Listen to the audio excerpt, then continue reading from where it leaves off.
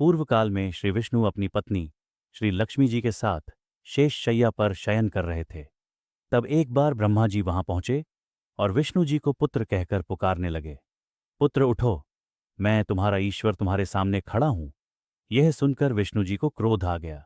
फिर भी शांत रहते हुए वे बोले, पुत्र, तुम्हारा कल्याण हो, कहो अपने पिता के पास कैसे आना हुआ।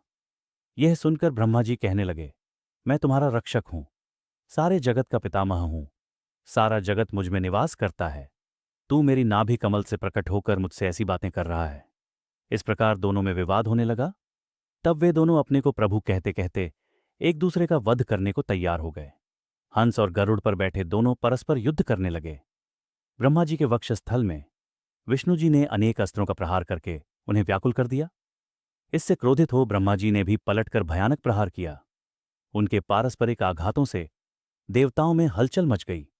वे घबराए और त्रिशूलधारी भगवान शिव के पास गए और उन्हें सारी व्यथा सुनाई। भगवान शिव अपनी सभा में उमादेवी सहित सिंहासन पर विराजमान थे और मंद मंद मुस्कुरा रहे थे।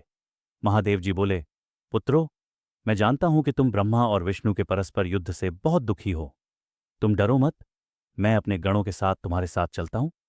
तब भगवान शिव अपने नंदी पर आरूढ़ हो देवताओं सहित युद्ध स्थल की ओर चल दिए। वहां छिपकर वे ब्रह्मा विष्णु के युद्ध को देखने लगे कि वे दोनों एक दूसरे को मारने की इच्छा से माहेश्वर और पाशुपत अस्त्रों का प्रयोग करने जा रहे हैं। तो वे युद्ध को शांत करने के लिए महाअग्नि के तुल्य एक स्तंभ रूप में ब्रह्मा और विष्णु के मध्य खड़े हो गए। महाअग्नि के प्रकट होते ही दोनों के अस्त्र स्वयं ही शांत हो गए।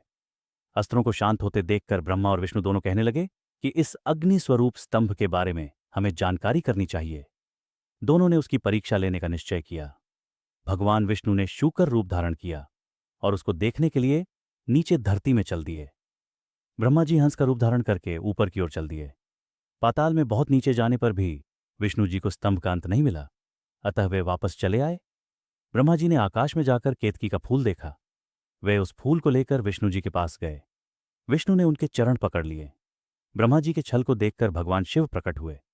विष्णु जी की महानता से शिव प्रसन्न होकर बोले, हे विष्णु जी, आप सत्य बोलते हैं, अतः मैं आपको अपनी समता का अधिकार देता हूं। इसी महाअग्नितुल्य स्तंभ को शिवलिंग कहते हैं।